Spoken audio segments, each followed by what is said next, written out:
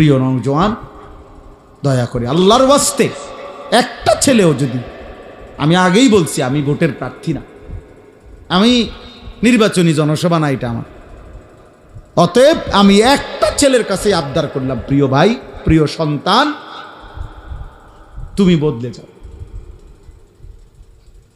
তুমি স্বাভাবিক চুল রাখো, এই বেঈমানদের মতো ডানে বামে সামনে এই চুল রাখো না, তুমি 5 ওয়াক্ত নামাজ পড়ো, ফজরের নামাজ পড়ো, বড় মোবাইলটার থেকে নিজেকে আলাদা করো, নিজের এই চোখ নজর হেফাজত করো, ইনশাআল্লাহ তোমার আখলাকও পবিত্র হবে, তুমি জান্নাতি মানুষও হবে, এই দুনিয়াও সম্মান করবে, আসমানওয়ালা রবও ভালোবাসা দিয়ে দেবে। আল্লাহ আমাদের সবাইকে কবুল করেন। এই দেখেন, এই আয়াতটা শুধু তর্জমা শুনুন, কোরআনুল কারীমের 18 নম্বর পারা, কোরআনুল কারীমের 24 নম্বর সূরা, সূরা নূর, এই সূরার 30 নম্বর আয়াতে আল্লাহ তাআলা বলেন, কুল, হে নবী আপনি বলুন। বন্ধুকে আল্লাহ বলতেছে, বন্ধু আমি বলতেছি, আচ্ছা আপনি বলেন, আপনি আপনার উম্মতকে বলেন, লিল মুমিনিনা, ইমানদারদেরকে বলেন, ইমানদার পুরুষদেরকে বলেন। দেখেন আল্লাহ আগেই ভাঙ্গিয়ে নিছে, বন্ধু আমার এই কথাটা কাফের মুশরিক বান্দা মানবে না, তো কাজে ওদেরকে বলার দরকার নাই, আপনি আপনার মুমিন বান্দাদেরকে বলেন। কেন? যারা ইমানদার বান্দা তারা তো বাস্তবিক অর্থে আমি এবং আপনি বন্ধুকেই ভালোবাসে। মুমিন মানেই কাকে ভালোবাসে? আল্লাহকে। মুমিন মানেই কাকে ভালোবাসে? রাসূলকে সাল্লাল্লাহু আলাইহি ওয়াসাল্লাম। আল্লাহ এবং রাসূলকে ভালোবাসে না, এটা কি মুমিন হয়? কথা বলেন না কেন? এটা ইমানদার হয়? এটা মুমিন হতে পারে? তো আল্লাহ তাআলা বলেন, কুল্লিল মুমিনিনা ইয়াগুদ্দু মিন আবসারিহিম, হে নবী আপনি মুমিন পুরুষদেরকে বলুন, ইয়াগুদ্দু মিন আবসারিহিম, তারা যেন সকলেই তাদের চোখ ভিন নারী হারাম জিনিস থেকে নিচে নামিয়ে রাখে, চোখ যেন নামায়। ওয়াহফাজু ফুরুজাহুম, এবং তারা যেন তাদের নিজেদের লজ্জাস্থান হেফাজত করে। যেই কোনো রকমের গুনাহ, নারীর সাথে হোক, ভিন ছেলের সাথে হোক, নিজের হাত দিয়ে হোক, যে কোনোভাবে সে যেন তার লজ্জাস্থানকে গুনাহ থেকে, হারাম থেকে হেফাজত করে। তো আল্লাহ তাআলা বলেন এই দুই আদেশ, চোখ নামাও, চোখ নামাও। যে তোমার দেখার অনুমতি নাই তাকে তুমি দেখো না। চাচাতো বোন তুমি দেখার অনুমতি নাই, তুমি দেখো না। মামাতো বোন, ফুফাতো বোন, খালাতো বোন, রাস্তার মেয়ে, রাস্তার বোন, যে মেয়ে বোন যাচ্ছে কোথাও, সে কারো না কারো মা, কারো বোন, কারো বিবি, কারো কন্যা। এমন মা, এমন বোন, এমন স্ত্রী, এমন কন্যা তোমার ঘরেও আছে, তোমার ঘরেও আছে। আল্লাহ তাআলা বলছেন, বান্দা ইমানদার মুমিন তুমি আমার, তুমি না বলে আমারে ভালোবাসো, আমার বন্ধুকে ভালোবাসো। তো আমরা দুইজনে মিলে বললাম, আমি আল্লাহ নাজিল করছি আর আমার বন্ধুকে বলছি আপনি বলেন, তাহলে আমি আল্লাহ এবং আমার রাসূল আমরা দুইজনে মিলে ইমানদার তোমাদেরকে বললাম, চোখ নামাও, লজ্জাস্থান হেফাজত। নারী দেখো না, ছবি দেখো না, নাটক দেখো না, সিনেমা দেখো না, নর্তকী দেখো না, হারাম দৃশ্য দেখো না। এই চোখ হেফাজত করো, চোখ হেফাজত, চোখ হেফাজত। সমস্ত গুনাহ, জিনা, ব্যভিচার, অশ্লীলতা, নারীর যত গুনাহ, সবকিছুর উদ্বোধন, সূত্রপাত, শুরু, প্রারম্ভিক চোখ। চোখে দেখার পরেই কুমন্ত্রণা দেয় অন্তরে, কুমন্ত্রণা আসলে কুচিন্তা আসে, কুচিন্তা আসলে কুপ্রবৃত্তি, শাহওয়াত জেগে ওঠে। শাহওয়াত, কুপ্রবৃত্তি যখন জেগে ওঠে তখন সে নাজায়েজ, হারাম, জিনা, ব্যভিচারের ইচ্ছা পোষণ করে। আর সেই ইচ্ছাটাকে যখন প্রবল হয় তখন সেটাকে দৃঢ় আকাঙ্ক্ষা যে আমি এই গুনাহ করবই করব। শেষ পর্যন্ত কেউ যদি তারে ফিরাইয়া না রাখে, আল্লাহর ভয়, আখিরাতের ভয়, তাহলে সে একদিন না একদিন এই নজর থেকে ধীরে ধীরে ধীরে ধীরে জিনা ব্যভিচার হারামের মধ্যে লিপ্ত হচ্ছে। এই জন্য আল্লাহ তাআলা প্রথমেই ব্যারিকেড দিয়েছেন, নজর হেফাজত করো, ইয়াগুদ্দু মিন আবসারিহিম। আল্লাহ তাআলা বলেন যালিকা আযকা লাহুম, এটাই হচ্ছে তোমাদের জন্য সবচেয়ে বড় পবিত্রতা। সুবহানাল্লাহ, সবচেয়ে বড় পবিত্রতা কি? চোখের হেফাজত। কিসের হেফাজত বলেন? আবার বলেন। আর হলো লজ্জাস্থানের হেফাজত। ওয়াল্লাযীনা হুম লিফুরুজিহিম হাফিজুন, আল্লাহ বলছে যে ঈমানদাররা তাদের লজ্জাস্থানের হেফাজত করে, আমি আল্লাহ জান্নাতুল ফেরদাউসের মেহমান বানিয়ে দেব। কোরআন শরীফে আল্লাহর ওয়াদা, আল্লাযীনা ইয়ারিসুনাল ফিরদাউস,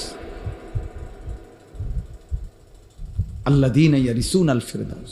নবী সাল্লাল্লাহু আলাইহি সাল্লামের সামনে এক যুবক বলছিল, ইয়া রাসূলুল্লাহ, আমি জিনা করতে চাই। নবীজি সাল্লাল্লাহু আলাইহি সাল্লাম তাকে 5 বার বলছে, যুবক তুমি যে জিনা করতে চাচ্ছ, তোমার মায়ের সাথে এই কাজটি কেউ করুক তুমি চাও? যুবক বলছে না। তোমার বোনের সাথে এই কাজটি কেউ করুক তুমি চাও? যুবক বলছে না। তোমার মেয়ের সাথে এই কাজটি কেউ করুক তুমি চাও? যুবক বলছে না। তোমার ফুফুর সাথে এই কাজটা কেউ করুক তুমি চাও? বলছে না। তারপরে তোমার খালার সাথে এই কাজটি কেউ করুক তুমি চাও? বলছে না। তা আল্লাহ নবী বলেন, খোদার কসম যুবক, তাহলে তুমি যার সাথে এই অপকর্ম করতে চাচ্ছ, সেই তো কারো মা, কারো স্ত্রী, কারো বোন, কারো কন্যা, কারো ফুফি, কারো খালা। যুবক বলছে, ইয়া রাসূলুল্লাহ, এই কথাটা আমার এতটা দিলে লাগছে যে আল্লাহর কসম নবী, আমি আর কোনোদিন এই গুনাহ করব না। নবীজি তখন তাকে কাছে ডাইকা বুকে হাত দিয়ে আল্লাহর নবী বলছে, 3টা দোয়া করছে ওই যুবকের জন্য। আজকে আমরাও তোমাদের জন্য এই দোয়া করলাম। আল্লাহর নবী দোয়া করছে, আল্লাহুম্মা গফির যামবাহু, আল্লাহ এই যুবকের গুনাহ মাফ করে দেন। ওয়া তাহহির কলবাহু, আল্লাহ এই যুবকের অন্তর পবিত্র করে দেন। ওয়া হাসসিন ফারজাহু, তার লজ্জাস্থানকেও পবিত্র করে দেন।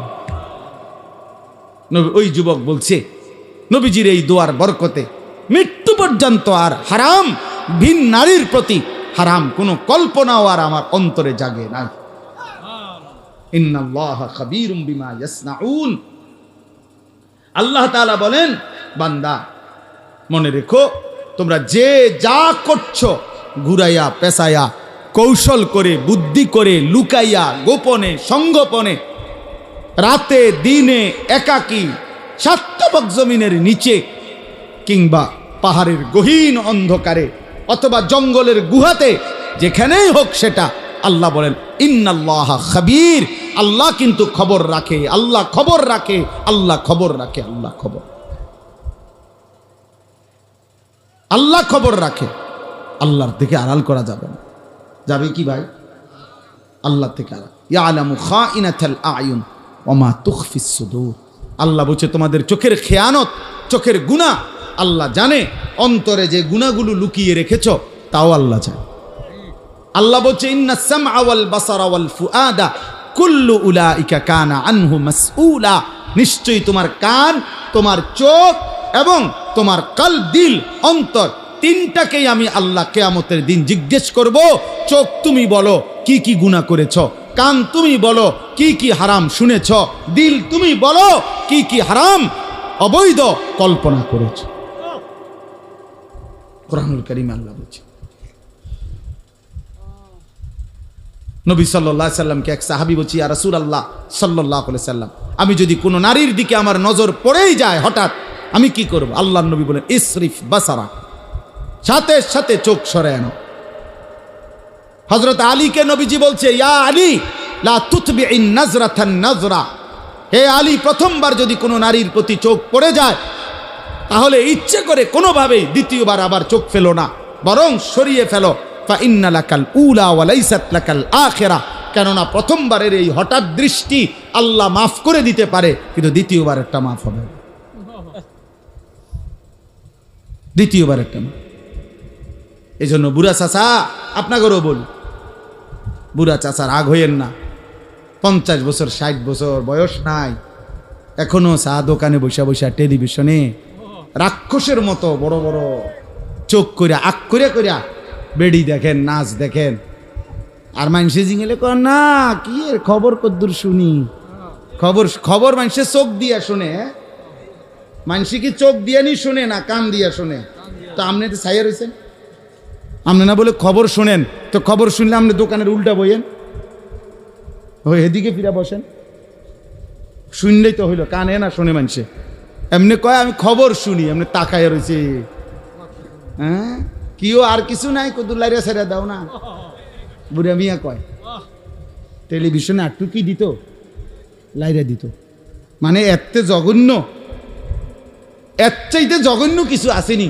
নাহলে এটার মধ্যে আল্লাহ আল্লাহ ছাড়লে কি বাইরে বেটার থেকে গন্ধই তো বাইরে। আল্লাহ আমাদেরকে হেফাজত করেন।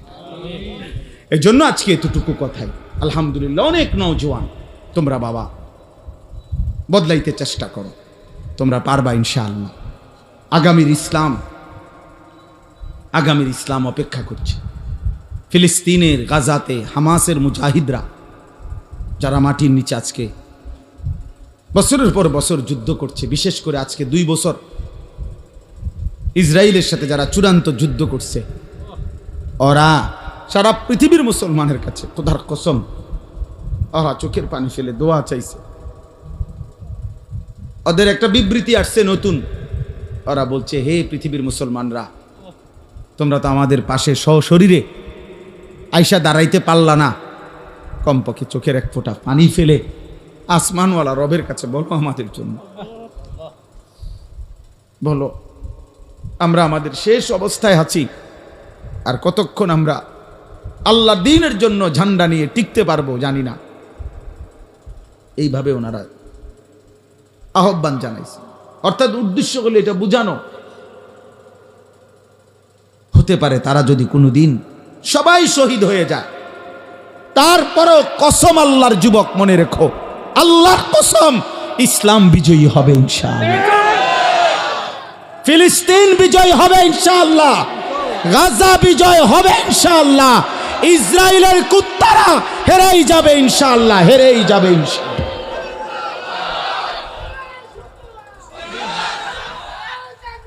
কোনো সন্দেহ নাই, মনে রাখো বাপ, হয়তো তুমি ইসলামের কামে লাগলা নারী, হয়তো তুমি নারী দেখতে দেখতে জীবন শেষ করে দিলা, তুমি উলঙ্গ ছবি দেখতে দেখতে আর চুল ঠিক করতে করতেই, ফ্যান ঠিক করতে করতেই তোমার জীবন হয়তো তুমি শেষ করে দিলা।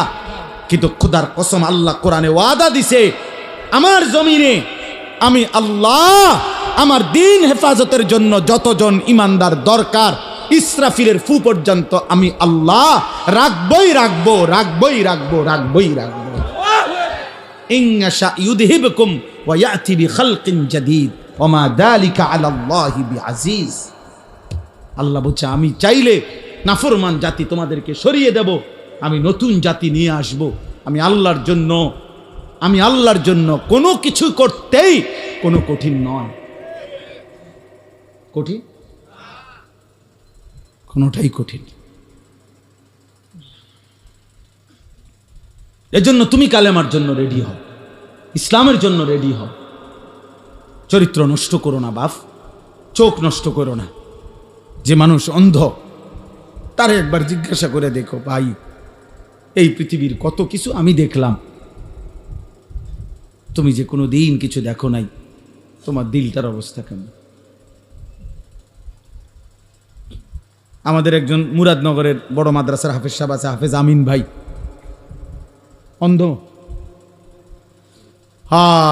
আমি যখন একটা ছোট্ট তখন থেকে ওনারে দেখছি, কুমিল্লা কাসিমুল উলুম মাদ্রাসায় পড়তো, তখন থেকে উনি গজল গাইতেন। তো আমি তো কমপক্ষে আজকে না হয়তো কমপক্ষে আমি 30 বছর ধরে দেখছি ওনারে। তো এই 30 বছর ধরে আমি তো এই মানুষটাকে দেখছি, কিন্তু সে তো কোনোদিন আমারে দেখে নাই, সে তো অন্ধ। এরকম তো সেই পৃথিবীর কাউরে। আমি সেদিনও ভাবতেছিলাম, ওই যে বললাম আমরা মিটিং করছি, ওইখানে উনি ছিলেন, তাই আমি ভাবতেছিলাম যে হাসরের ময়দানে হয়তো আমিন ভাই, আমরা যদি তার সামনে দাঁড়ায় বলি যে ভাই আমি সেই আনিস যার সাথে আপনি কতদিন কথা বলছেন কিন্তু কোনোদিন দেখেন না, সে কেমন অবাক হবে। এমন তোমার বাড়ির তোমার এলাকার একজন অন্ধকে ভেবে দেখো ভাই, আল্লাহ তাআলা কি মুবারক বরকত এক চোখ দিছেন। এই ছোট্ট চোখে এত বড় পৃথিবী সব দেখতে পারতেছো বন্ধু, মালিকের দেওয়া এত বড় ইহসান। চোখ নারী দেখে দেখে, ছবি দেখে দেখে, উলঙ্গ দৃশ্য দেখে দেখে নষ্ট করো না।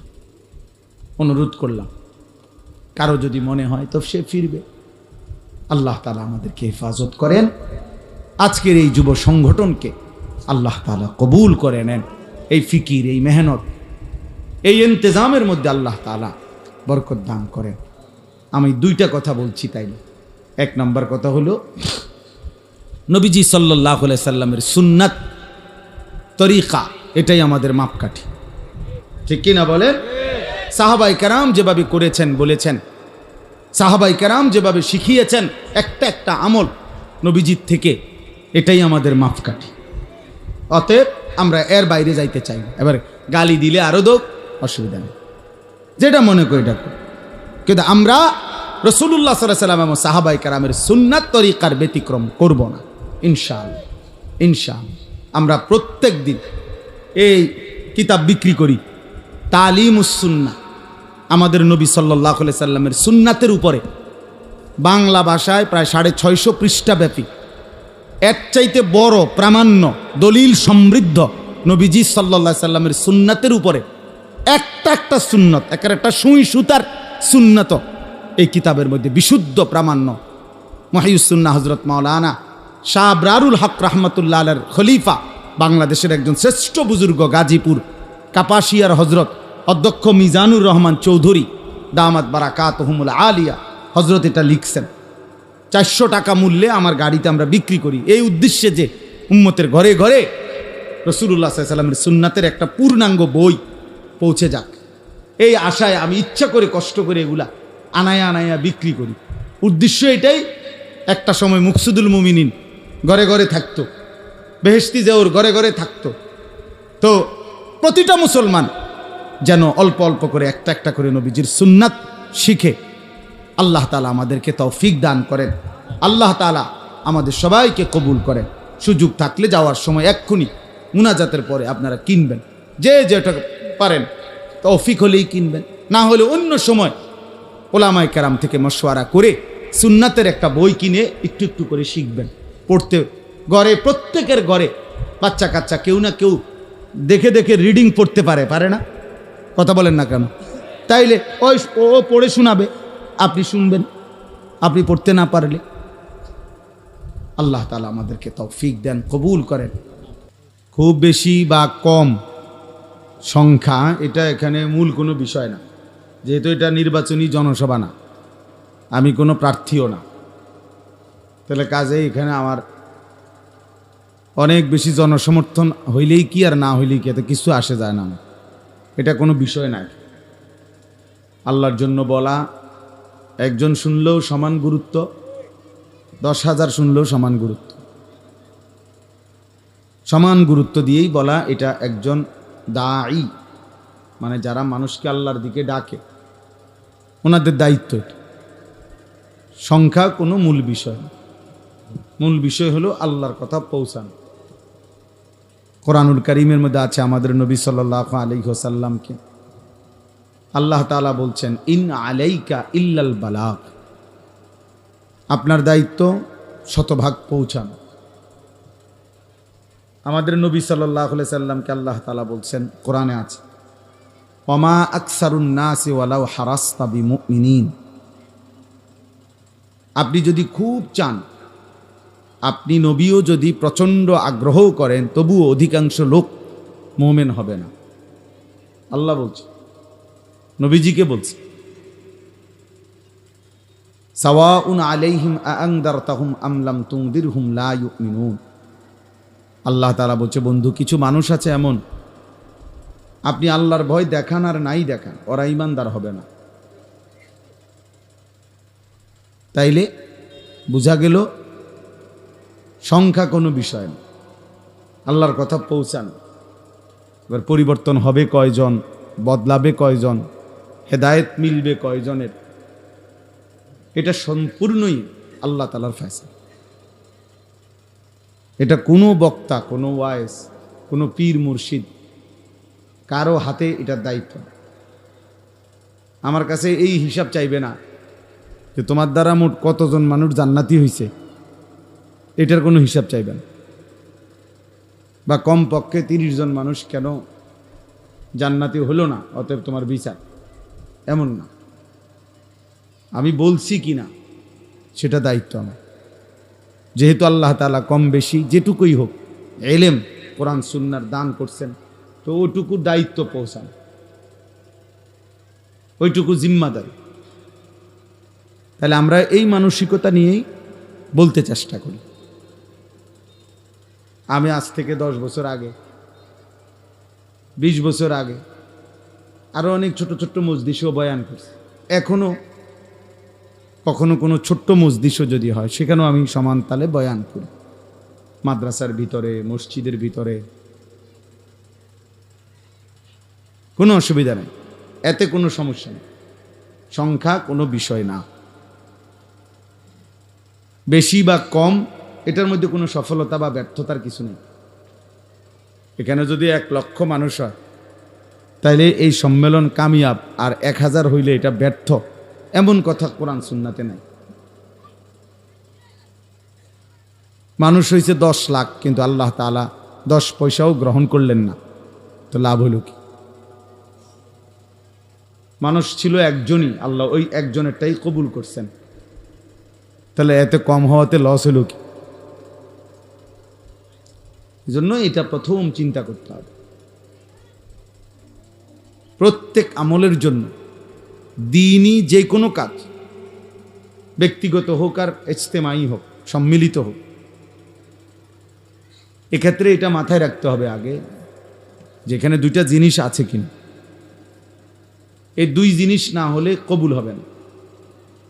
1 নাম্বার, ওই আমলটি আল্লাহর জন্য হলো কিনা শতভাগ, আর 2 নাম্বার হলো রাসূলুল্লাহ সাল্লাল্লাহু আলাইহি সাল্লামের সুন্নাত, নবীজির তরিকা মোতাবেক হলো কিনা। এটা কিতাবের মধ্যে আছে। ফুজাইল ইবনে ইয়াজ রাহমাতুল্লাহ আলাইহি বলছেন, কোনো আমল আল্লাহর কাছে কবুল হওয়ার জন্য এটা জরুরি, খালেস এবং সওয়াব, আল্লাহর জন্য এবং বিশুদ্ধ, আল্লাহর জন্য হইতে হবে। 2 নাম্বার, বিশুদ্ধ হইতে হবে। আল্লাহর জন্য হইলে ইখলাস হয়,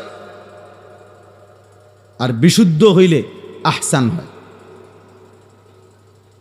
নবীজির তরিকা মোতাবেক। ওযু, নামাজ, রোজা, হজ, যাকাত, জিকির, তেলাওয়াত, দান, সাদাকা, সব কিছুর মধ্যেই এটা লক্ষণীয়, নবী সাল্লাল্লাহু আলাইহি সাল্লামের তরিকা মোতাবেক হয়েছে কিনা। এই আমাদের দেশে মনে করেন একটা বিষয় নিয়ে যে আমরা সবসময় একটু বিতর্ক হয়, তো এই বিতর্কের মূল কারণটা কি? মূল কারণটা হলো আমাদের দেওবন্দি ঘরানার কওমি ওলামায়ে কেরাম যারা, আমরা বলি যে নবীজি সাল্লাল্লাহু আলাইহি সাল্লামের ভালোবাসা, মহব্বত, নবীজির জন্মের দিন পালন কিংবা নবীজির স্মরণে মহব্বতের যে কোনো কিছু করতে হইলে আমাদের বক্তব্যটার মেন কথাটা কি? মেন কথাটা এটাই যে আমরা এটা বলতে চাই যে এটা নবী সাল্লাল্লাহু আলাইহি সাল্লাম এবং সাহাবায়ে কেরাম ওনারা করছেন কিনা, এইটাই আমাদের কথা, আর কিছু না। উনি আমার খানা নিছে গা, আমি ওনার ভাত নিছি গা, বা ওনারে মানুষজন খাওয়াই দেখে আমার খানা কমে গেছে, এমন কিছু না। ভাত কয়টা আর কি, বিরিয়ানি 1 ফোটলা আর কি, 2টা জিলাপিতে আর কি আসে যায়, তেমন কিছু না।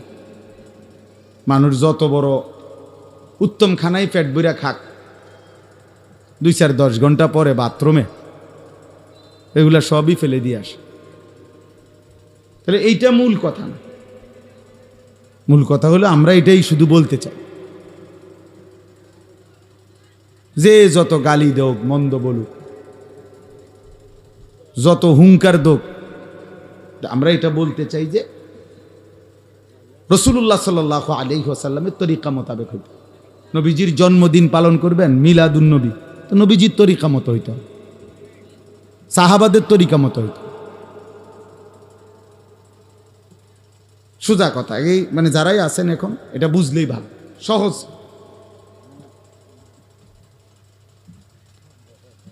এটাই সবাই আমরা বারবার প্রশ্ন, আর কিচ্ছু না। এরপর মাঝে মাঝে বাজে কথা তর্ক হয় এই নিয়ে, যখন আমরা এটা জানতে চাই তখন আপনি এই অমুক আউলিয়া করছেন, তমুক বুজুর্গ করছেন, অমুক দরবারের বড় হুজুর করছেন, সেটা আপনি রাখেন, এটা তো হলো অনেক পরের দলিল। যেই বুজুর্গের নামে আমি বলি আর আপনি বলেন, হয়তো উনি 200 বছর আগে, 300 বছর আগে, কিন্তু আপনি আরো পিছনের থেকে টানে আনেন। নবী সাল্লাল্লাহু আলাইহি ওয়াসাল্লাম তো 1450 বছর আগে, তো উনার থেকে আপনি এটারে মিলাই আনেন। যেমন যেই কোনো হাদিস আপনারাও বুঝবেন, ছেলেরা তোমরাও বুঝবা, যে কোনো হাদিসের ক্ষেত্রে এটা ওলামায়ে কেরাম পরীক্ষা করে যে এটা নবীজি থেকে এই পর্যন্ত ধারাবাহিকতা আছে কিনা, সনদ যেটারে বলে আর কি। আমি একটা হাদিস বললাম, এখন আমি কার থেকে শুনলাম, উনি কার থেকে শুনলেন, উনি কার থেকে পাইলেন। এইভাবে প্রত্যেক হাদিসের ক্ষেত্রে নিয়ম হলো, আপনাদের সামনে যদিও আমরা এটা বলি না, কিন্তু আমাদের কাছে এটা, যারা মাদ্রাসায় পড়ে, হাদিস শরীফ পড়ে উপরের ক্লাসে, ওনাদের কাছে এই সনদ থাকতে হয় প্রত্যেকটি কথা, প্রতিটা হাদিসের, প্রতিটা আমল নবীজির থেকে এই পর্যন্ত কোন ধারাবাহিকতায় আসছে, কার পরে কে বলছে, এটা সনদ বর্ণনাকার। তো এইটা জরুরি, আমরা এইটাই বলতে চাই। এখন দেখেন জশ্নে জুলুসের গাড়ির মধ্যে লেখা আছে উদযাপনের 50 বছর, এইবারও লিখছে চট্টগ্রাম, এটার মধ্যে গাড়িতেই লেখা আছে, যেটা মেন গাড়ি, এটার মধ্যে লেখাই আছে যে এটা উদযাপন যে শুরু হয়েছে 50 বছর। তাহলে এটা তো একটা সহজ কথা যে এটার বয়স হলো 50 বছর। এখন আমাদের নবী সাল্লাল্লাহু আলাইহি ওয়াসাল্লামের জীবন কিভাবে পালন করব, নবীজির আনন্দ আমরা কিভাবে উদযাপন করব, এটা বুঝি 50 বছর আগের থেকে নিতে হবে না 1450 বছর আগের থেকে নিতে হবে। তো ওখানের থেকে মিলাই দেন, তাইলেই তো সারে, তাইলেই তো ঝগড়া হয় না। আমরা এইটাই তো চাই শুধু, আর তো কিচ্ছু। যার যার জায়গা, এক মানুষ কি আর সারা বাংলাদেশের ভাত সব খাইবেনি? তো একজন হুজুরের কাছে কি আর সারা বাংলাদেশের সব মুরিদ হবেন? এটা সম্ভব না। একজন হুজুরের কাছে যদি 1 লক্ষ মানুষ মুরিদ হয়, আর প্রত্যেকে যদি তার নিজ নিজ প্রয়োজন, ব্যক্তিগত যার যা প্রশ্ন, যার যা জানা দরকার, শরীয়ত মাসলা মাসাইল, ওনার থেকেই যদি জিজ্ঞাসা করতে হয় যে হুজুর আপনি একাই উত্তর দিতে হইব, এই হুজুর তো মাসখানিকের ভিতরে পাগল হয়ে আঁটত, বেটা তো মাথা গরম হয়ে যাবো, জমা এটা কি কর, আমি এত মানুষের এত কথার কোন সময় জবাব দেব?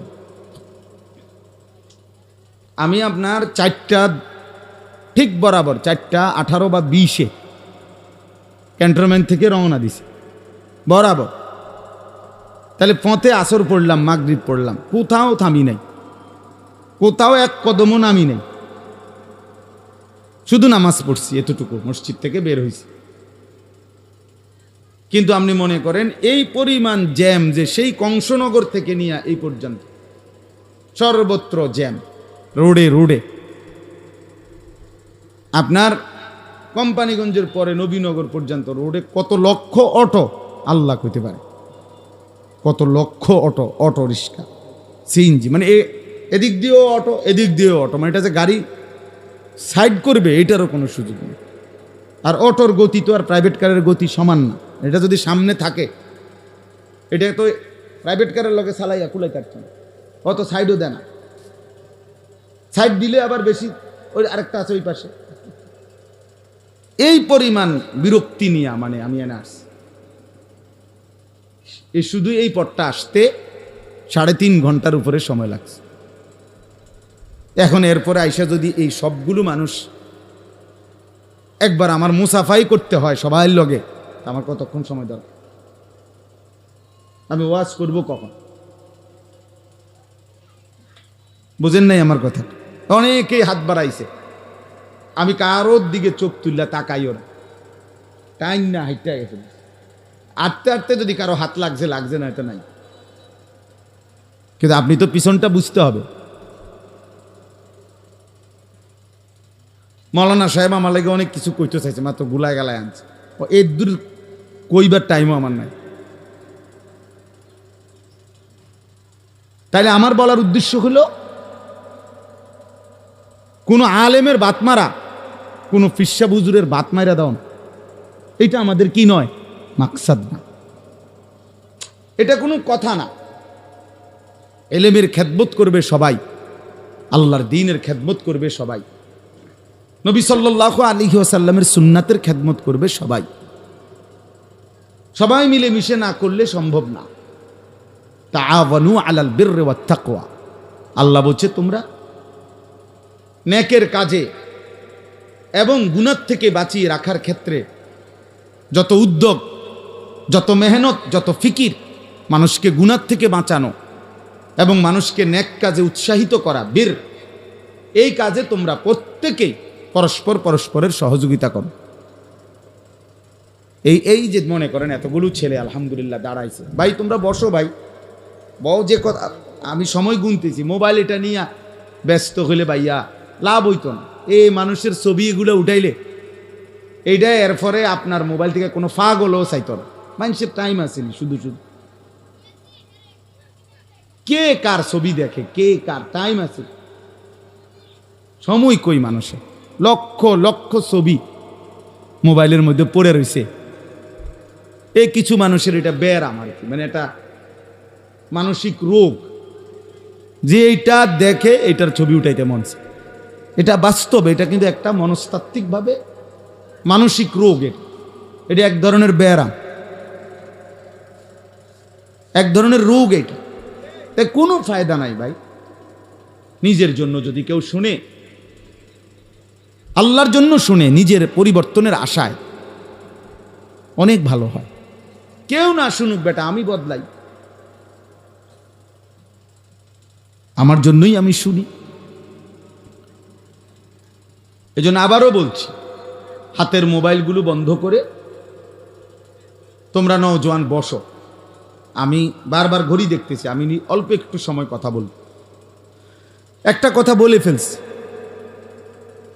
আজকে কয়েকদিন ধরে আমাদের দেশে আমাদের জাতীয় মসজিদ বাইতুল মোকাররমের সম্মানিত খতিব হযরত মাওলানা আব্দুল মালিক সাহেব, অনেক বড় আলেম, অনেক বড়, সারা পৃথিবী তাকে আহলে ইলম হিসাবে স্বীকৃতি দেয়।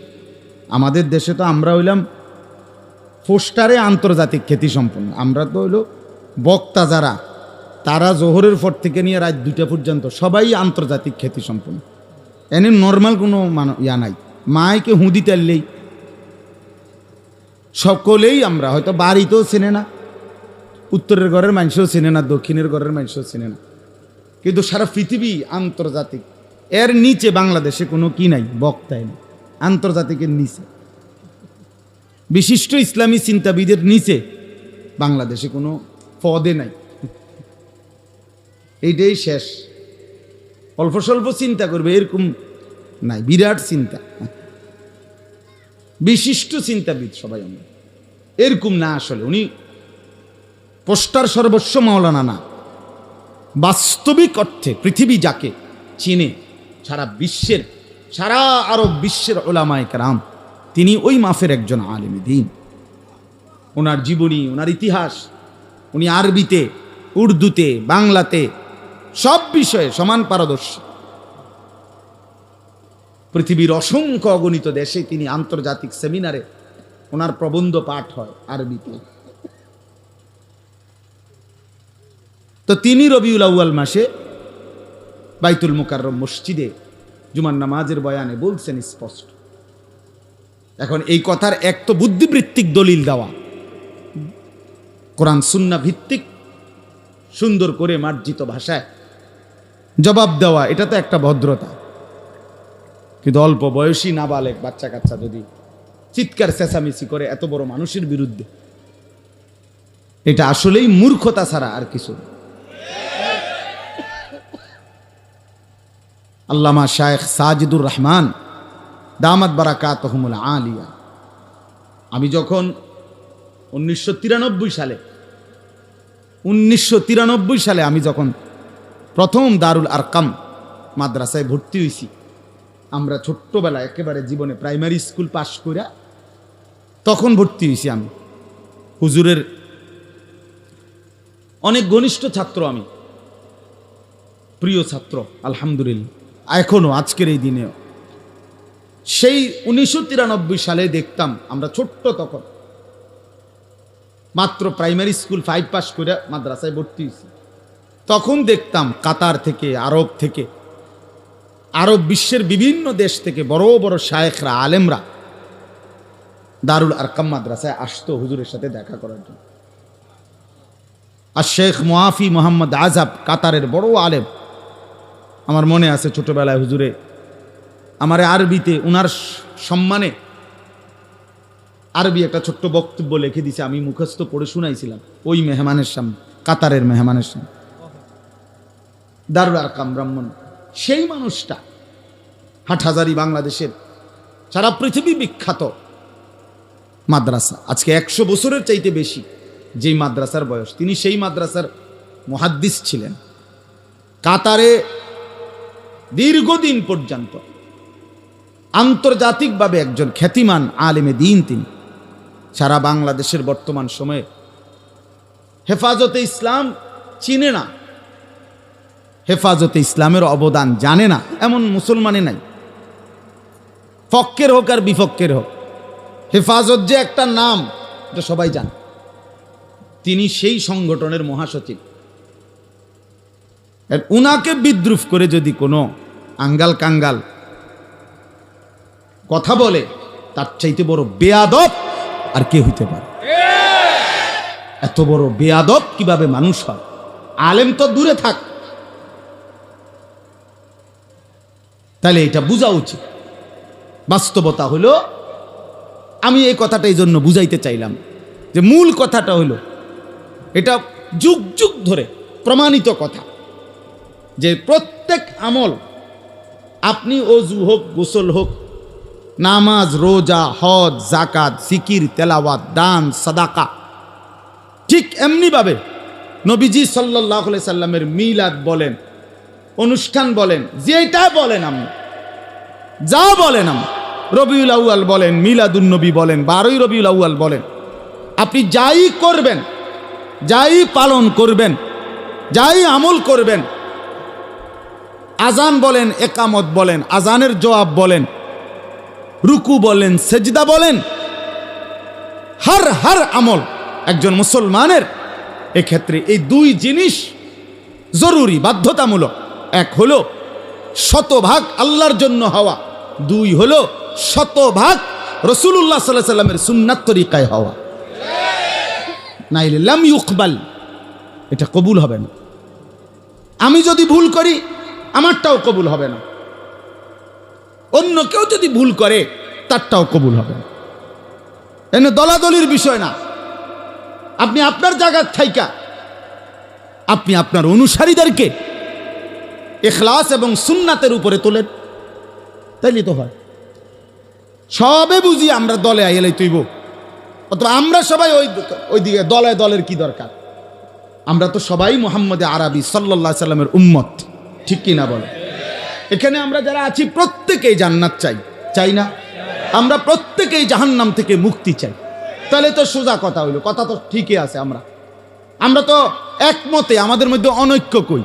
আজকে যদি হইতো এক দল চায় জান্নাতে যাইতে, আরেক দল চায় জাহান্নামে যাইতে, তাইলে না অনৈক্য হইতো। আমাদের প্রত্যেকের নবী একজন, অতএব আমাদের দায়িত্ব উনার থেকে প্রমাণ করে নেওয়া, উনার থেকে বুঝে নেওয়া। তিনি 23 বছরে খোদার কসম, সুবহানাল্লাহি ওয়া বিহামদিহি, সুবহানাকাল্লাহুম্মা বিহামদিকা, আশহাদু আন লা ইলাহা ইল্লা আনতা, আস্তাগফিরুকা ওয়া আতুবু ইলাইক। আল্লাহ শিফা আফিয়াত। আলহামদুলিল্লাহি রাব্বিল আলামিন। আল্লাহুম্মা আনতাস সালাম মিনকাস সালাম তাবারাকতা ইয়া যাল জালালি ওয়াল ইকরাম ইয়া আরহামার রাহিমিন। মাওলায়ে কারীম, আপনি মাফ করে দেন মাওলা। আল্লাহ, আপনি মাফ করে দেন, আপনি মাফ করে দেন। আগামী জীবন আপনি সুন্দর করে দেন। ঈমান আমলের দৌলত দান করেন, ইজ্জত আফিয়ত দান করেন, তাকওয়া তহারত দান করেন, হিম্মত ইস্তেকামত দান করেন, দ্বীনের উপরে থাকার চলার তৌফিক দান। আল্লাহ, এই কিশোর যুবক ছেলেগুলোকে বদলে দেন মাওলা। আমি ভিক্ষা চাইলাম মাওলা, ওরা মহব্বত করেই এসেছে মাওলা। এতক্ষণ তো আপনার কথাই শুনেছে মাওলা, আপনার বন্ধুর কথা শুনেছে। আপনি বদলে দেন মাওলা। আল্লাহ, এই সবগুলো ছেলেরে নামাজি বানায় দিলে আপনার ভান্ডারে কমবে না মাওলা, আপনার খাজানায় কমবে না, কিন্তু আমাদের বড় উপকার হবে, আপনার দ্বীনের উপকার হবে, ইসলামের খেদমতে এরা জুড়বে মাওলা। আল্লাহ, আপনি কবুল করেন। আমার বাবা চাচা বয়স্কদেরকে আরো বেশি নেক আমলের তৌফিক দেন। সমস্ত কবরবাসীদেরকে মাফ করে দেন। কিয়ামত পর্যন্ত কবরের আযাব মাফ করে দেন। মা বোনদেরকে পর্দা পুশিদা দান করেন। মা ফাতেমা রাবেয়া বসরিয়ার মতো বানিয়ে দেন। পর্দানশীল নারী হিসাবে কবুল করেন। অনেক শ্রদ্ধেয় উলামায়ে কেরাম, আল্লাহ সকলকে কবুল আর মনসুর করে নেন। উম্মতের ফিকির দান করেন, কওমের খেদমত করার তৌফিক দান করেন। আয় আল্লাহ, এই রসুল সৈনিক যুব সংগঠন আপনি কবুল করে নেন, আপনি কবুল করে নেন, আপনি কবুল করে নেন। আপনি চাইলেই এরা অনেক কিছু করতে পারবে মাওলা। আল্লাহ, এদের আখলাক সুন্দর করে দেন, এদের নিজের জীবন সুন্দর করে দেন। কওমের, মহল্লাবাসীর, দেশবাসীর খেদমত করার তৌফিক দান করেন। আজকের এই মাহফিল আপনি কবুল করে নেন। যে যেভাবে সহযোগিতা করেছে, টাকা পয়সা বুদ্ধি পরামর্শ, সকলকে উত্তম বিনিময় দান করেন। আয় আল্লাহ, অসুস্থ বিমারি যারা শিফা করে দেন। আয় আল্লাহ, বিদেশের জমিন এক ভাই প্রচন্ড অসুস্থ, আইসিইউতে, জ্ঞান ফিরছে না। আল্লাহ, আপনি তারে আফিয়ত দান করেন, আফিয়ত দান, আফিয়ত দান করেন, আফিয়ত দান। প্রবাসীরা সবচেয়ে বেশি দোয়া চায় মাওলা। প্রবাসীদের প্রত্যেককে আপনি সুস্থতার জীবন দিয়েন মাওলা, ঈমান আমল দিয়েন মাওলা। এই মাহফিল খানা কবুল করে নেন। আগামী দিনে এই মাহফিলের ইন্তজাম সুন্দর করার তৌফিক দান করে আল্লাহ। আপনি আমাদের সকলকে বদলে দেন, চোখ হেফাজত করার, নজর হেফাজত করার, গান বাদ্য নাটক সিনেমা অস্থির দৃশ্য নারীর ছবি হারাম দৃশ্য থেকে আল্লাহ আমাদেরকে হেফাজত করেন মাওলা। আপনি চাইলে আমরা পারবো মাওলা। আপনি দয়া করেন মাওলা, আপনি রহম করেন, আপনি দয়া করেন, ফিরাইয়া দিয়েন না মাওলা। প্রত্যেকের নেক মাকসাদ পূরণ করে দেন। হালাল রুজি রোজগারে বরকত দান করেন। যার যত পেরেশানি আছে আসান করে দেন। আল্লাহ, আমার দেশকে নিরাপদ করে দেন। একজন ইনসাফগার শাসক আমাদেরকে দিয়েন মাওলা। আর কোন জালেমের হাতে তুলে দিয়েন না মাওলা। আর জুলুমের শিকার হতে চাই না, ইজ্জত নিয়ে বাঁচতে চাই মাওলা। আপনার বন্ধুর উপর জান দিয়ে দিচ্ছেন, আপনি আছেন তো মাওলা। আপনি দয়া করেন মাওলা, আপনি দয়া করেন, আপনি দয়া করেন, আপনি দয়া করেন, আপনি দয়া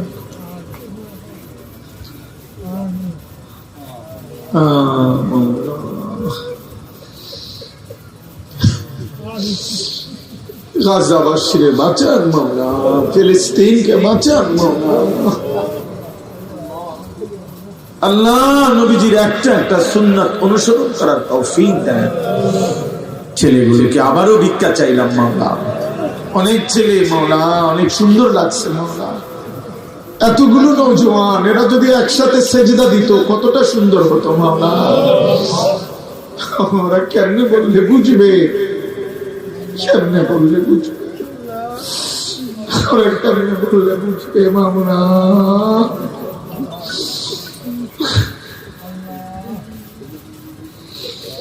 আপনি বদলে দেন, আপনি বদলে দেন। ওদের চুল চেহারা লেবাস বদলে দেন।